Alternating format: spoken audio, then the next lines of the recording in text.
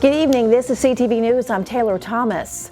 The Prince George's County Council is now considering two competing rent control measures.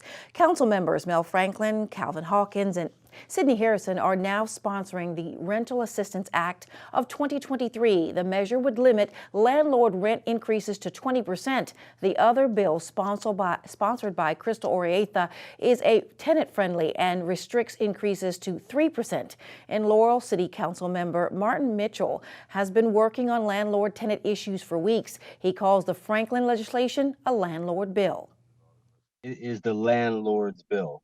So it is no different than when a special interest group goes to the legislator and presents them legislation in which they want to see passed.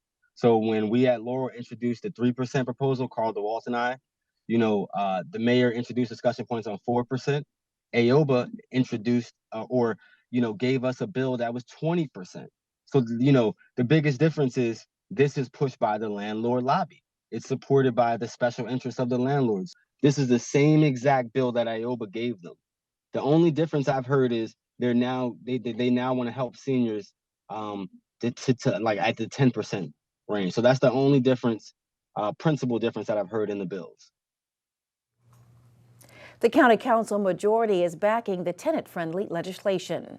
The city of Mount Rainier takes a final vote on rent stabilization measure.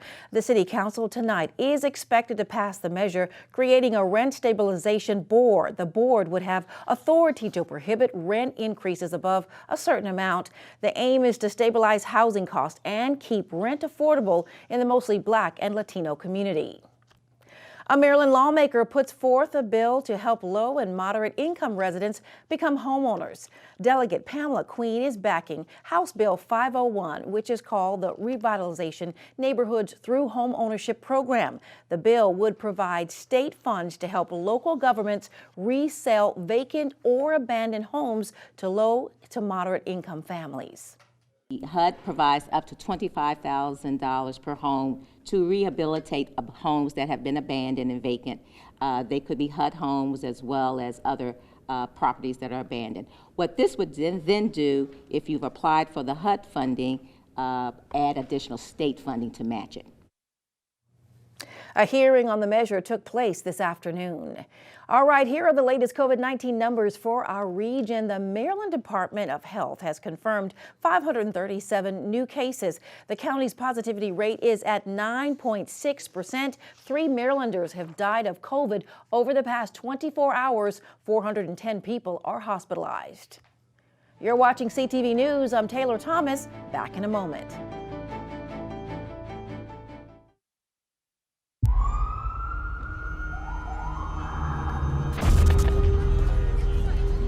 Opiates has taken everything and everyone I've ever loved away from me.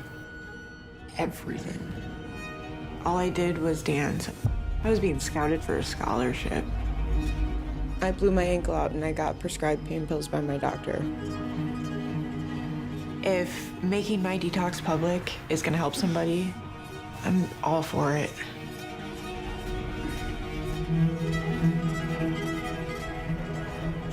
Is there any medicine that I can have right now? I'm cold sweating really bad.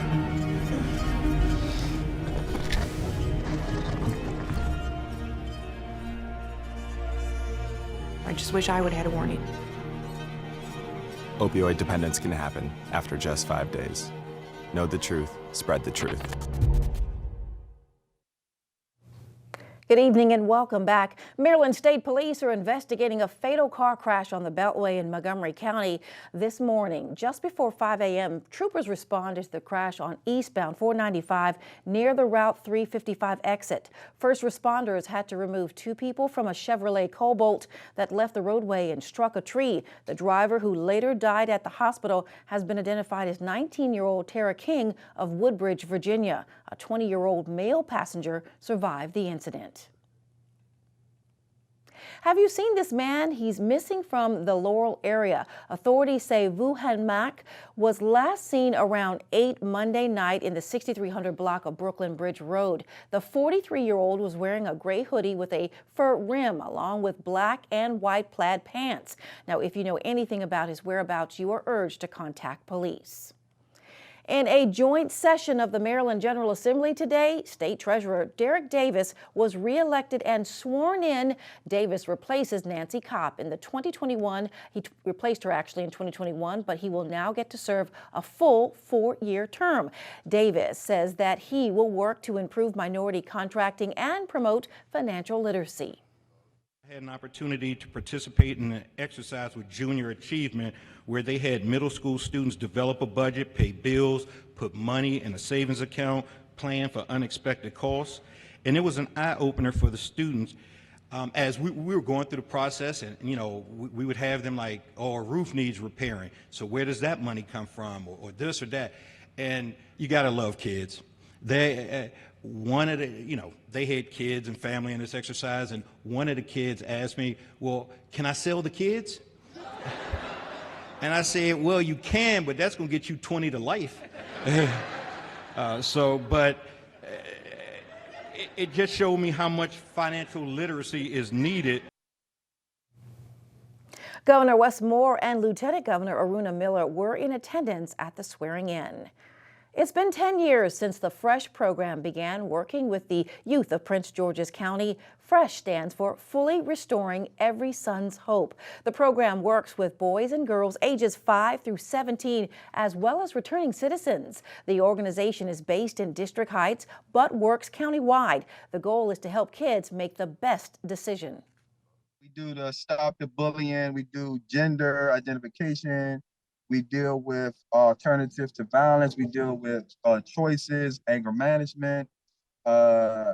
We created a program that deals with gang prevention.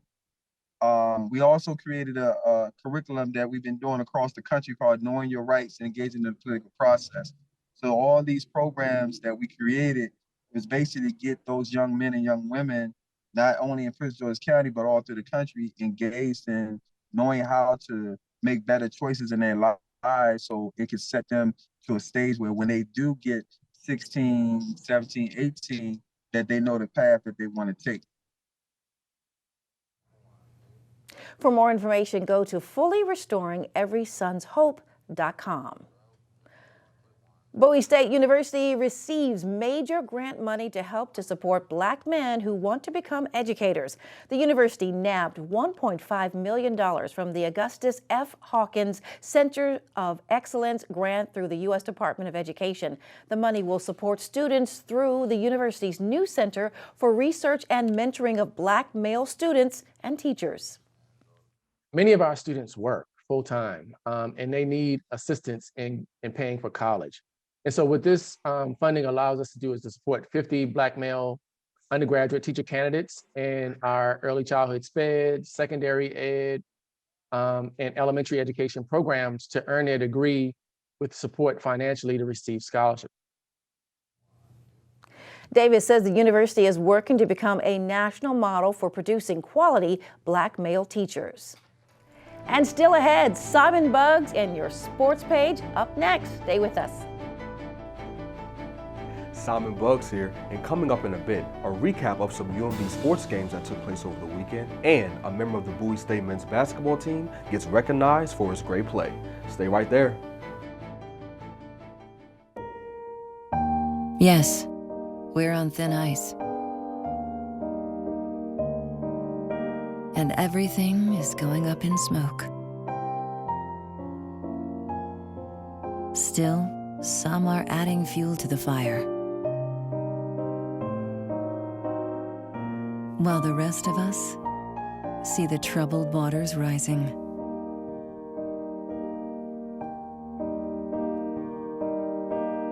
Our planet is under the weather.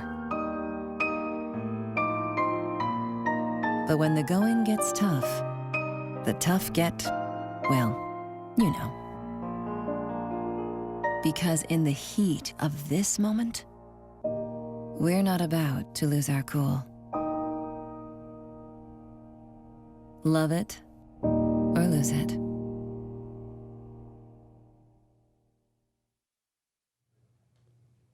Welcome back. Police are looking for witnesses to a fatal car crash in the Lake Arbor area on Monday. First responders were called to a single vehicle crash at Lake Arbor Way and Fair Lakes Place around midnight. They found 28-year-old Jessica Smith of Upper Marlboro inside the vehicle. She was rushed to an area hospital where she later succumbed to her injuries. Investigators believe Smith lost control of her vehicle and struck a tree.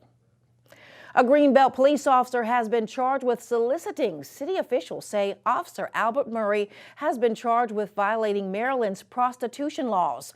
Murray was issued a criminal summons on February the 16th. He's been placed on administrative leave. If you're looking for something to make your next birthday, wedding, or prom outfit, you might want to call India Shelton. Shelton, also known by her designer name, Bella, was born and raised in Prince George's County and loves to create one-of-a-kind designs for her customers. It is surreal. I honestly can't believe I do this full time because I think I was playing around for a long time. It was just like, oh, this works. She wanted me to make her outfit.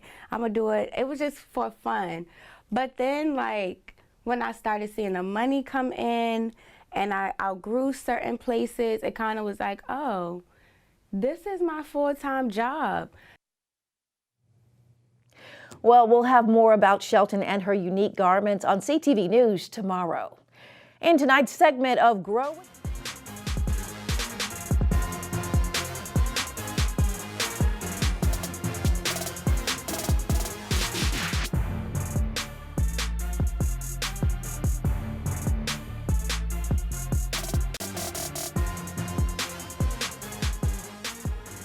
Hey guys, it's time for your Tuesday Sports Page. We'll start with some college baseball.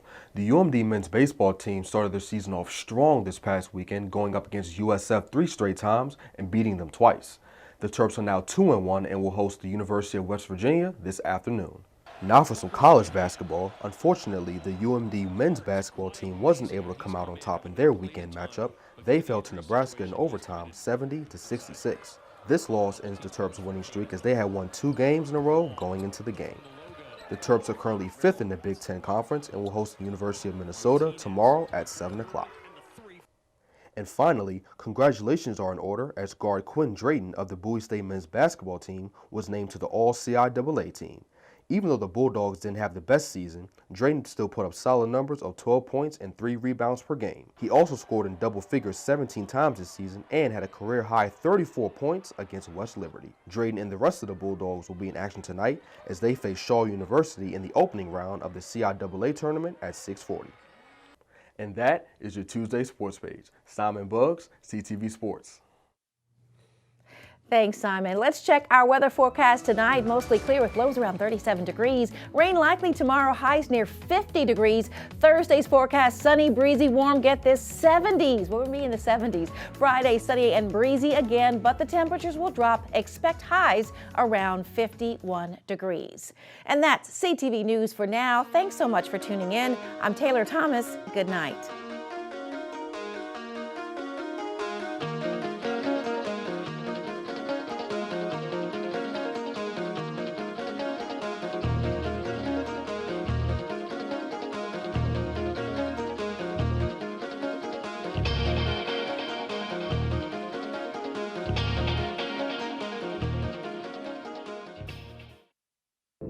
This is a fish, a clownfish actually. He lives in a reef like this, in an ocean like this. This ocean contains these currents. These currents help carry fishing boats like these. Fishing boats like these bring their catch to port. Their catch is loaded onto this truck and delivered to this restaurant.